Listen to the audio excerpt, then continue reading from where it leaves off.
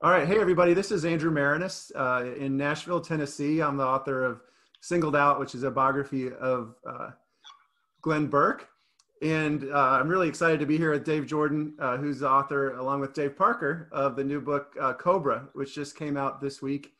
And I'm really excited to have this conversation with Dave about this book. So first of all, Dave, I know this has been an incredible launch week for you. So thanks for taking some time for this interview. Yeah, it's been my pleasure. You know, it's just we're all part of this wonderful baseball book club that Jason has composed and put together, and it's just been a wonderful experience to be a part of it. That's terrific. Well, first of all, I just wanted to learn a little bit more about your interest in baseball. I think some of the listeners will be interested in that as well. Can you talk a little bit about just the role of baseball in your life, going back to your childhood? Who was your team? Who are the players you followed growing up? Oh, God. My father worked very, very crazy hours working in finance. And so we didn't always get out enough, but when we did, it was pretty special. My dad was one of those last people who wore a suit to a baseball game. Okay. And I remember going to see the Mets in 1976, Seaver winning, you know, Sky King, Dave Kingman, smashing dingers, that sort of thing. So it was really a bonding experience of sorts. And then out of nowhere, when I was 7, my uncle Jerry, had purchased a baseball glove for me, and it was a Fred Lynn glove. Okay. So, you know, there were some years where I was following the Red Sox also for, you know, plus the Yankees had returned to prominence, and my brother was a diehard Yankee fan. So it was fun to root against him. I enjoyed that. But for the most part, I really, because of my Fred Lynn glove, I became something of an outfielder playing. And with Big Dave Parker, I mean, whenever you watched a game on television, a Pirates game, they always said the phrase Big Dave Parker. Right. So after a while, for whatever reason, you know, for a couple of years there, I was Big Dave. So, you know, I had the same throwing motion that Parker did. I had the same snap catches that Parker did. I mean, I couldn't hit a 12-yard fastball, but, you know, I could make the third out with some flair out in center field or right field or whatever, and throw guys out at second and third. And I was proud of that. And as I've told Dave, I mean, this book is meaningful because he has, you know, hundreds of thousands, if not millions of fans. And I'm one of them. You know, I had my assists just like he did in youth ball, and I told him every single one of them I thought I was you, and you know, he kind of, and that's kind of where it came from. I'd done some interviewing with athletes on an application, a startup I put together in the early 2000s to 2010s called InStream Sports, where basically it was supposed to be fans connecting with athletes. And we ended up interviewing like a couple dozen athletes, and you know, we tried to build this application that was sort of a precursor. InStream was basically the Players Tribune meets Zoom in 2012. Yeah. And we just couldn't use the money to do it. You know, we had some money here, $500,000 here, whatever, but it just wasn't enough for me to overcome the technological differences that we needed to do it right. So, you know, and then Derek Jeter entered the market and just said, I'm doing this. Right. So to compete with that was extremely difficult. And I don't want to be running around to people thinking like, oh, you're trying to copy Jeter, when, you know, we were the first platform. And the right people know that, but I just didn't want to be in that position. So, but in the meantime, I was working with a pitcher, former athlete, former major leaguer, John D'Acquisto. Yeah. And, you know, we had really interviewed a slew of athletes: Billy Williams, Randy Jones, Gene Tennis, you know, Claudell Washington, a number of athletes. And what Johnny said at a certain point is, you know, I never got to tell my story, what happened in my life. So he said to me, I'm writing a book. I mean, if you got the time, let's do it. I'm like, Johnny, we've written a bunch of these other articles that a lot of people loved and we got a lot of accolades for. Nobody's writing your book except me. So we wrote the book, Fastball John, and, you know, it was an Amazon book because really the publishing world, you know about it. It's a Byzantine process, and, you know, it's not always user friendly. And especially if you're somebody in their late 30s trying to break into the industry. It's, hustle's cute and encouraging and attractive in your 20s. In your 30s, it looks a little desperate. So not everybody takes to it. So we did an Amazon book, and it was really well heralded, and people loved it. And on the back of that, I had a friend of mine, an acquaintance, who also works with Parker in a capacity. And at this probably 2017, he was talking with Parker, and Parker was frustrated because he couldn't get his book off the ground, and he had the project stalled and this and that. And he said to me, he's like, "I'm telling Parker that you could do his book." And I was like, "Oh, okay, that's fine." And he said, because I know I've read, he loved Fastball John, and he was just like, basically, if anybody can get this done, and that's what Parker told me. He said basically, nobody knows who this guy is, but he can get your book done. So there we go. It's a little better. He said he can get the book done. So we started talking, and really this was probably late 2017. Okay. And it was like Park would say, "Call me Sunday." So we would talk for a half hour on a Sunday, and then he'd be like, "Call me next Sunday." Then call me next Sunday. And this went on, and all we were doing these calls is talk about football. Now, you know how much he loves football. Yeah. So it basically, my Sundays were basically breakfast with Cobra. That's right. It's really not a nice way to spend your Sunday pregame show. Yeah. So this was a process where he's just trying to get to know you to see if he really wants to do the book with you, or has that already been decided at that point? No, it was let me get to know this guy. He had been through the process with, maybe 3 sets of writers over the course of 10 years. And just for whatever reason, it didn't work. He didn't like the offer, whatever it was. So, so we were doing this. And then the Super Bowl happens in February. Following Sunday, it's like, all right, fine. We're going to do an article. And this will be appeal to your father, because, Dave asked me, what do you want to write about?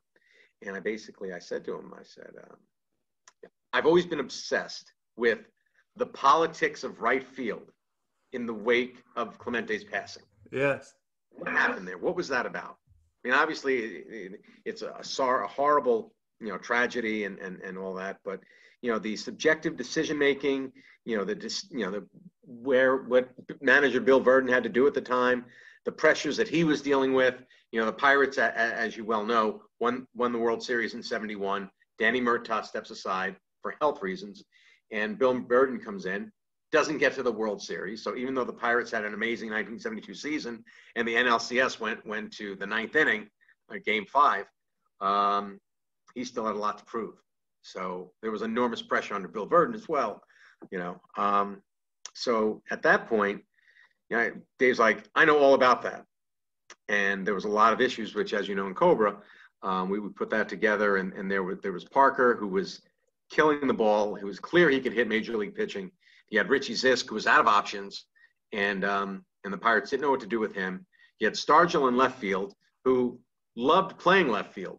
And, if you look at the statistical numbers and the sabermetric numbers of Stargell's fielding, he was one of the most underrated outfielders of the 1970s and late 60s.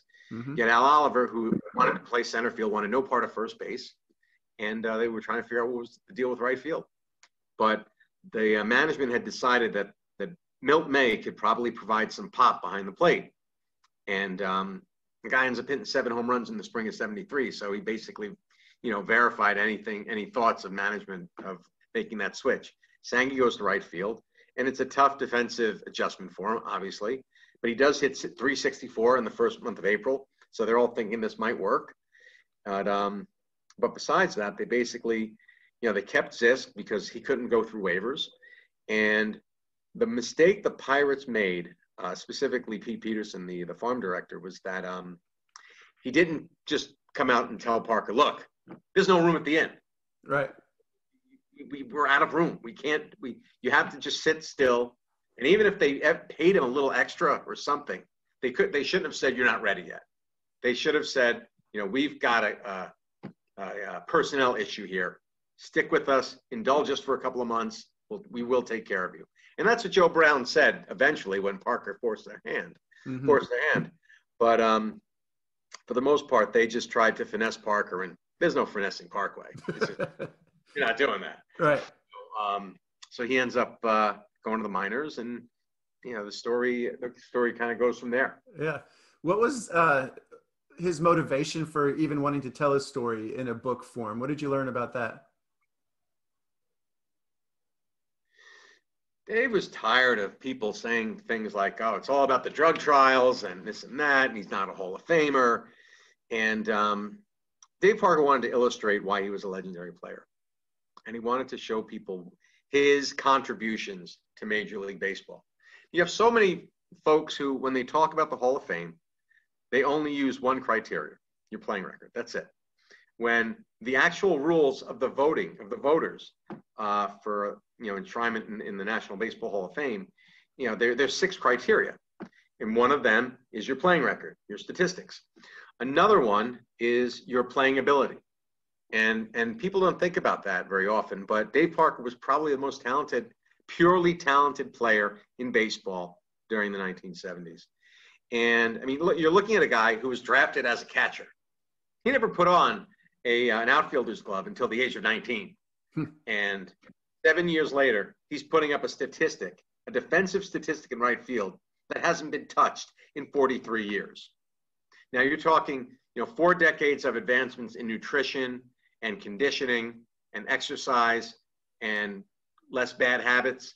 And still no one, Mike Trout or Mookie Betts or anyone, has touched Parker's assist record. Right.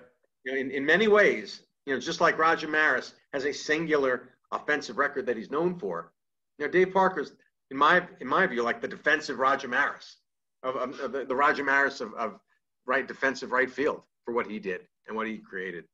So I think that's what he wanted to show people, as well as another one of the points of criteria are the contributions of a player to his team.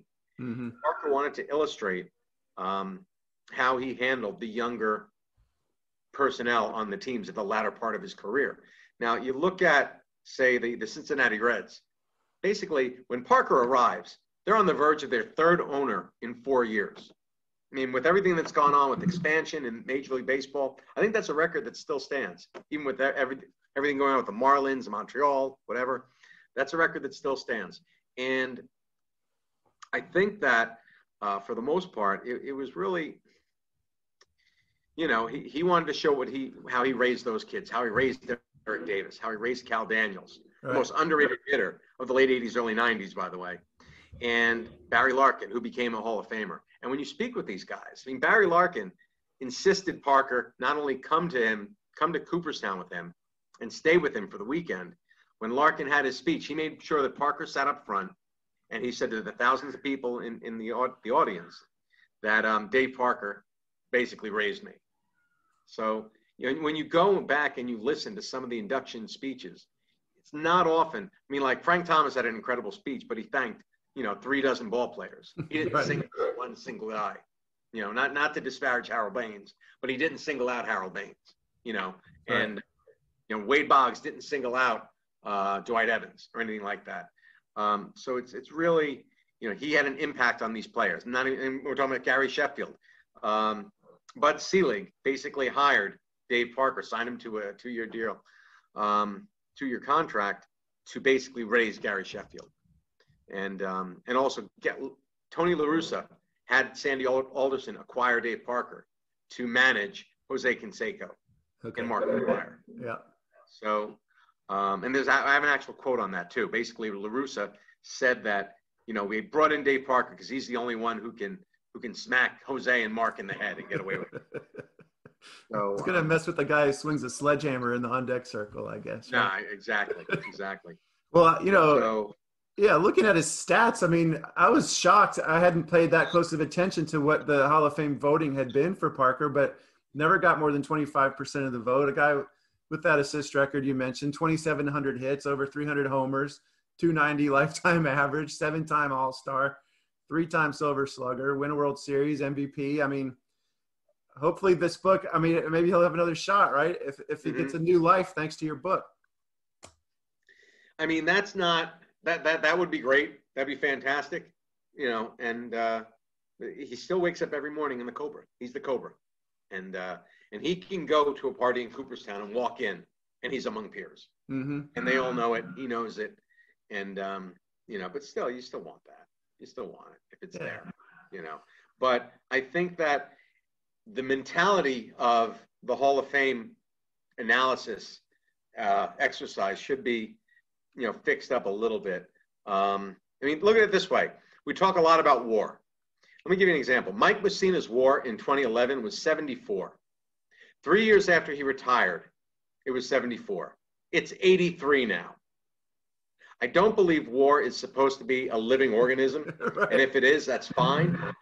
But let's not use it with such certainty when utilizing a potentially fluid measurement when assessing a player's contributions to the game. Yeah, absolutely. So, one thing I was impressed with in reading your book also is just, you mentioned that he played multiple sports growing up, but he truly loved baseball. And there was a great line in your book. I think it was Danny Murtaugh who was credited with saying it, but I felt like it applied equally to Parker, where you said the life comes before anything, women, children, even health, this life of a ball player. And you just got such a sense in reading the book that he loved that life as a ball player. I wondered how that just still shows through to this day, as he's telling you stories about his career. It must have just been so much fun for you to ask those questions, to hear those stories from someone who seemed to truly appreciate it while he was in the major leagues. And looking back on it, still feels like, how lucky he was to have a chance to live that life, even though that does take away from other aspects of your life where, he's admitting it takes away from family and other concerns. 100%. And he really, and I got that sense as well, not just from speaking with him, but, he asked me, basically, we want to write a smart book. That's what he said. We want to write a smart book. And he wants to tell my story, but he wants to make sure that we get the facts right and that we check everything. So what he did was he basically had the Pirates open the Rolodex for me.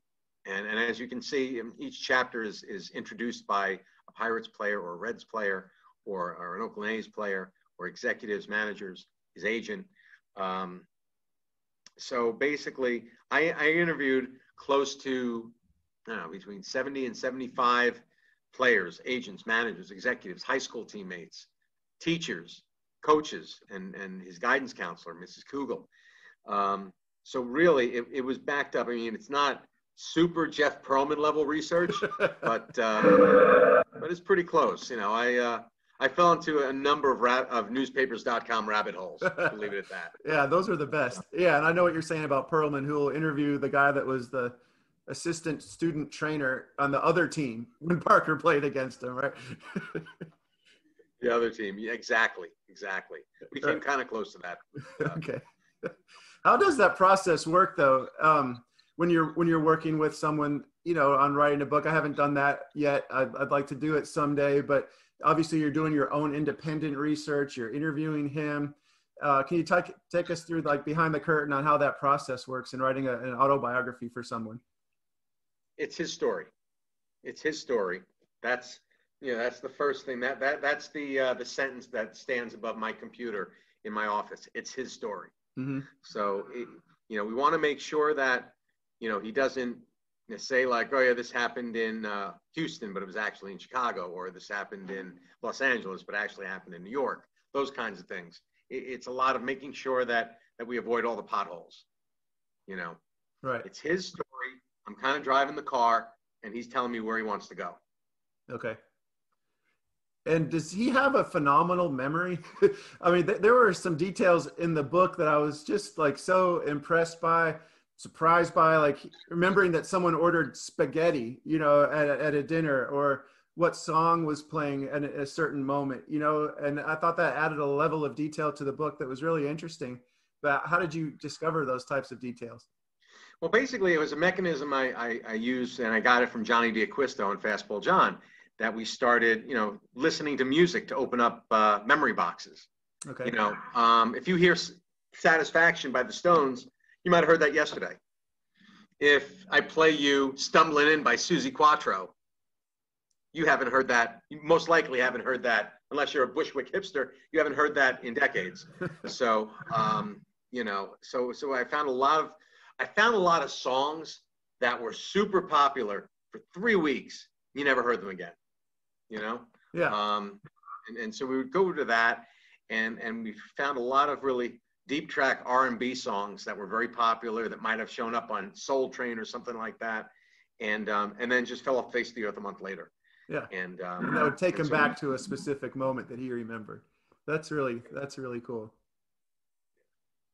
Can you talk a little bit about the environment in the Pirates clubhouse? I was really touched at the end of the book where, he says that baseball is about relationships, and that was refreshing to hear at a time when it seems like baseball, is about anything but real people. It's about, just analytics. But that a moment in time where there was such a heavy African-American influence in that clubhouse, and baseball has changed in ways where you really don't see that now. But what an incredible moment in time to be writing about. And there's the deep friendships and support that these players were offering one another, even as they're competing for spots on the roster. I thought that was just really interesting. You want to know what I really got into was it was something on Baseball Reference. It's the minor league rosters. Going into the minor league rosters for each team for each year that Parker played, because then I could see which guys might have been in spring training with him. Mm-hmm. And then I take that information, go to newspapers.com, swing down the transactions list for the month of March, see who got cut, and then I can have an idea of timelines and things like that, and put a lot of things into a context. I was like, hey, this happened on March 15th, 1974. It's like, oh, I remember what happened. Then we had a beach party. And then Doc tried to get me to sign with his agent, whatever, things like that, So it was a lot of, there were prompts, but they were like basic broad prompts for him to come into me with the specifics. Yes. But just thinking about that culture in the clubhouse with Willie Stargell cooking burgers for guys. I love the quote you had from Ellis Valentine. They show up for a spring training game in Bradenton and there's a cookout going on, and these guys were jealous that they weren't a member of the Pirates. Parker, right in the middle of what seemed to be such a unique family atmosphere on that team. I was really glad to hear that from Valentine. And he basically, he just said that, the Expos got there and they're all regimented from but they're in their crappy Sarasota location. And they come and they see this beautiful Pirate City. And there's some music playing in a boombox in the dugout. Parker walks out with a cheeseburger and then Willie's cooking. He's got his uniform on with an apron, just nonsense. And it's just epic. But what was interesting and the pattern of what I heard was, I had spoken to Winfield like 2 weeks later, and he basically said that first day when he first saw the Pirates versus San Diego in '73, he was so, and he said, it's such an ugly word, but I felt envy. Okay. Yeah. And he really, it was a similar spirit to what Ellis was talking about. Right. What were some of your favorite just crazy stories about being a big leaguer in the 70s or 80s that were just so fun to hear from Parker? I love the story where he takes Demery out to a barbecue joint in the middle of a game or Enrique Romo carrying a knife on him during games. I hadn't ever heard that before, but share some of those types of stories with the listeners. I mean, I love the fact that, there's like so many. What comes to mind? 74. It's the recurring theme, or not even theme, but the recurring gag of Al Oliver beating the crap out of all the rookies in whatever sport they played. He would play pool. Hey, come on, let's play pool. Then beat him in like 5 shots. Like, nice game, Rook. Or they play ping pong. He'd slam it on him. Go, nice game, Rook. And they'd play poker, and Al Oliver would win. Al Oliver always won. And then I found out in 1979 that Al Oliver almost won a racquetball tournament that was set up between Major League ball players. He came like second or something absurd. And it was like a recurring gag in that sense. And, there was stuff like that. And then the little nuances. And, I did a lot of research on the state of Bradenton in 1970 and 71 and 72, all the restaurants, all the bars, all the places they went. And like I would tell Parker, like, tell me about Burger Chef. And he would give me this look like, how do you know about Burger Chef? Right. And Maryland fried chicken, right? Yeah, exactly. And we talked a lot about that. And, it's about my favorite story has to be when, when Parker's at the Blue Lantern, the bar that all the black players frequented, and he's there with Demery, and Demery's bragging about his new Mercedes, and Parker's looking around at everything, and it's the same bar that he had been at as a rookie in 1970. So now it's like 7 years later, and free agency's upon us, and Parker by this point has an established relationship with Pete Rose and the other superstars, and Parker had just signed an extension, and some of the superstars were giving him crap because, like, why'd you sign so soon? We're all going to get rich. What are you doing? So Parker's feeling a little bit, and then they trade his new best buddy, Mitch Page, or Mitchell Page. Right. And, basically he's mad. He's furious. And he's just looking around at everything, and he's like, I got to change things up. And he just tells Demery, I need your keys, like now. And he gets in the car, and he drives across the Anna Maria Bridge to the Sandbar, and it's this sort of quasi-ritzy, beach bar, and he gets there, and there's the agent to all the pirates, Tom Rich, and he's at this table with like 25 sophisticates, like a scene out of L.A. Story or that Mad Men episode where they go to Palm Springs, something like that. All these beautiful, fabulous people, and there was also the running pattern. And Parker told me this, like, every time I go out with Parker, he will not let me pick up a check. Okay. I did today because today's special, but he's always like that. He's like, no, I got it. So, he's like, no, neither borrower nor lender be, son. He has a lot of those colloquialisms like that. Right. So whenever they would go out, Tom Rich was Doc's agent. So, Tom would put down his Diners Club card or something like that. And Parker would throw a few bills on the bar, and they'd be like, what are you doing, man? He's like, nope, borrowing a lender B. So he finally gets to the Sandbar, and there's Tom. And it's like almost like this Western showdown. In Tom's weird way, he knows exactly why Parker's there. And he basically says, hey, buddy, Willie just left 10 minutes ago. You just missed him. And Parker's just standing at him, doesn't say a word. And then this cute, young waitress comes over, and she basically says, another round for everybody, and they all start throwing out their drink orders. And then she turns to Parker, and he says, tequila sunrise, then turns to Tom Rich, put it on his tab. That's awesome. I was really interested in the stories about Pete Rose, and what an influence he was on Parker even before Parker joins the Reds. Can you talk about that? I will say this. The great writer Howard Bryant always says, every book needs a great opening line.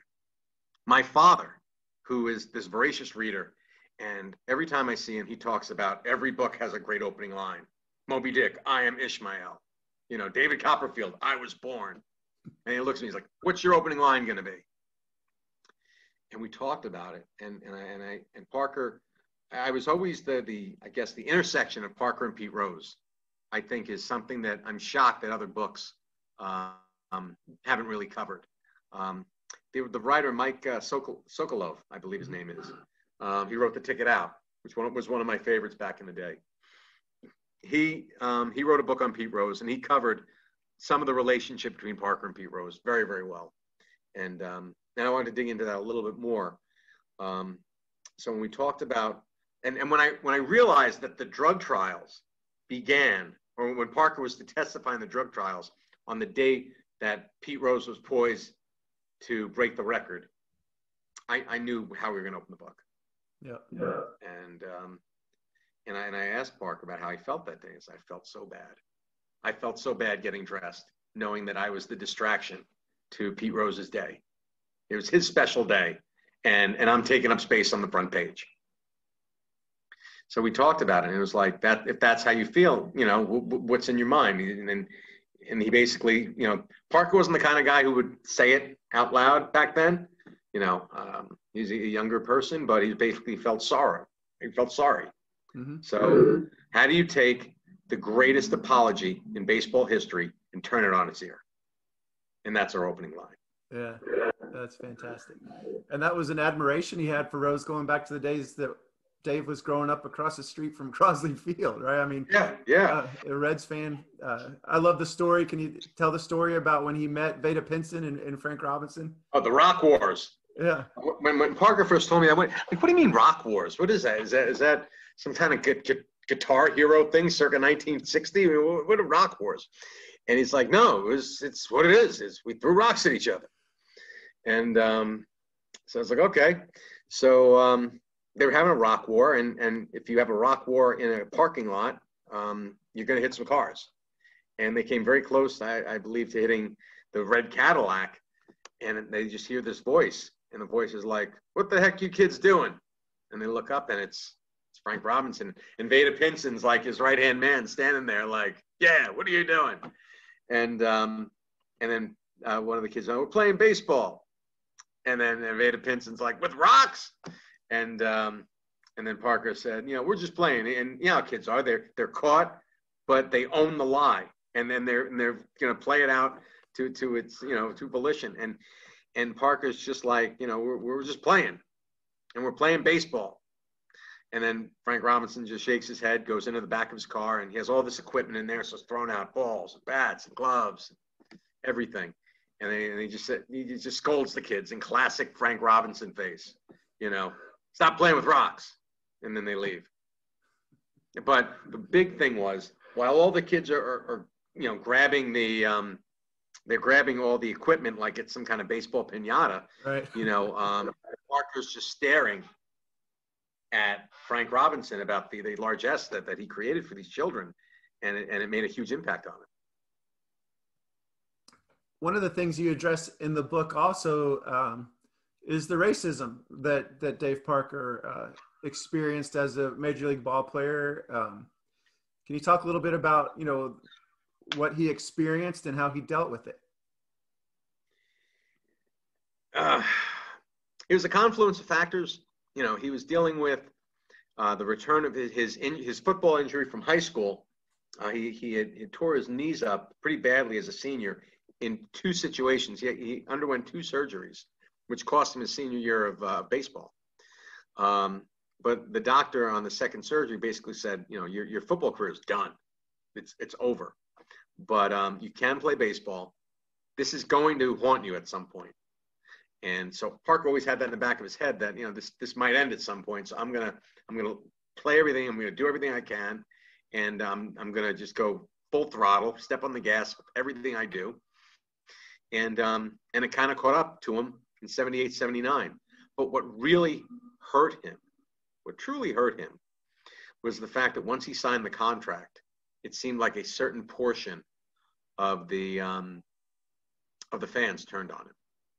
And there's talk about, the coal industry was bad and the steel industry was bad and the American economy was, certainly the infrastructure was going down and there were issues there with manufacturing and whatnot. And industrial America began its descent in the mid 70s and specifically in Pittsburgh. But they all took it out on Parker in his $1 million contract. And that really, that hurt him. Because it was like, we're the family. How can you do this to me? Right. And Joe Green illustrated it beautifully in the documentary. That basically, you're going to hear the 30,000 people, but you got to block out the 50 that are yelling the loudest against you. And Parker just couldn't do it. He couldn't do it. He couldn't understand it. Why are you? I love you guys. Why are you doing this to me? He's a very soulful, thoughtful person. I mean, he could be brash and loudmouth and make funny jokes and goof off, but he still cares about people. And it really, it affected him terribly. That gets to another question. I was just curious, what's it like to be around him? Like, I just think of him as kind of, I picture the cool pictures of him smoking in the dugout, or with the me and the boys bopping t-shirt on. I think of him swinging a sledgehammer. Like he just exudes cool and kind of badassery. Is that the way he is when you're around him now in person? Well, yeah, he's a lot more subdued, and he's still, suffering from Parkinson's. So he has his cool days and his not so cool days, but he's very chill. I think I've heard him raise his voice twice in the 3 years I've known him. Mm-hmm. It's very. He's on his last major fight with the Parkinson's. So it's kind of, I wouldn't say I've heard him be brash too often. Sometimes he'll make funny jokes. Like today, we were at lunch, and the waitress said something offhandedly, just trying to make conversation. I hear the Reds are trying to find a new mascot, and Parker's like, "You trying to tell me my head's too big?" It was just like, oh my God. And then he's very quiet sometimes and very soulful, and he doesn't say much for 10 minutes.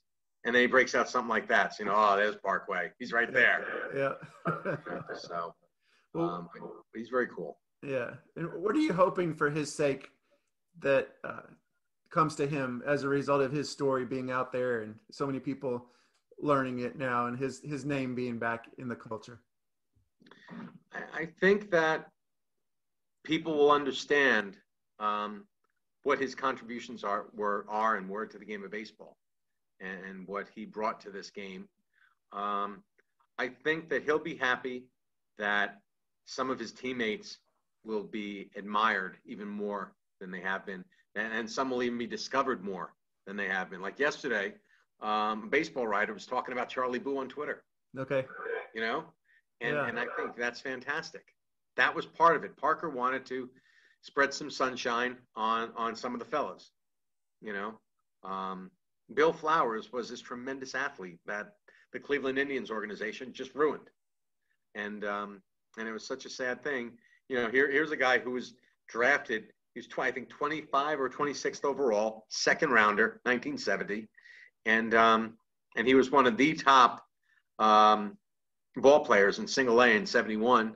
In 72, the Indians, they're focused on Buddy Bell, and they're focused on everything, a couple other things going on. Their AAA team had two managers and three hitting coaches, and they messed up his approach.